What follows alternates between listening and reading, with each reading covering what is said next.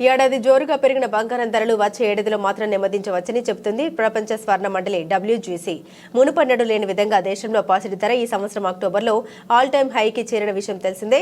తులం 24 క్యారెట్ల బంగారం ధర 99.9 స్వచ్ఛత పుత్తడి రేటు గరిష్టంగా 82,400 రూపాయలకు పలికింది. అయితే అక్టోబర్ ఆఖరు దాకా పరుగులు పెట్టిన గోల్డ్ రేట్లు గత నెలన్నర 45 రోజులుగా పడుతూ లేస్తూ సాగుతున్నాయి.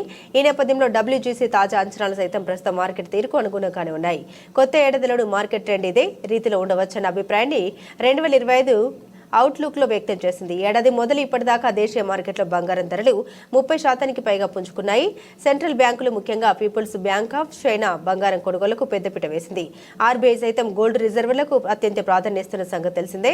అలాగే రష్యా ఉక్రెయిన్ యుద్ధం, ఇజ్రాయెల్ హమాస్ పోరు, ఫెడ్ రిజర్వ్ ద్రవ్య విధానం వంటివి స్టాక్ మార్కెట్లను కుంగదీశాయి. ఫలితంగా మదుపరులు తమ పెట్టుబడుల రక్షణార్థం ప్రత్యామ్నాయ మార్గమైన పాసిడి వైపు చూశారు. దీంతో ఈ ఏడాది గోల్డ్ మార్కెట్లో డిమాండ్ ఊహించని విధంగా పెరిగిపోయింది. ఇది ధరల్ని పరుగులు పెట్టించింది. మరోవైపు పండుగ సీజన్లు, పెళ్లిళ్ల సీజన్ కొనుగోలు కూడా కలిసొచ్చాయి. బంగారం ధరలు వచ్చే ఏడాది ఈ స్థాయిలో పెరగకపోవచ్చని WGC తాజాగా పేర్కొంది.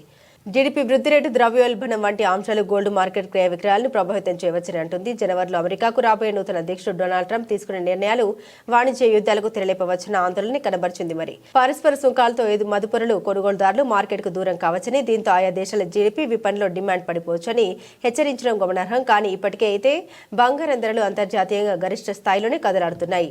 ఔన్స్ $2,700 సమీపంలో ఉంది. ఇక గోల్డ్మన్ సాచ్ గ్రూప్ వచ్చే ఏడాది ఆఖర్లో $3,000కు పోవచ్చుంటుంది.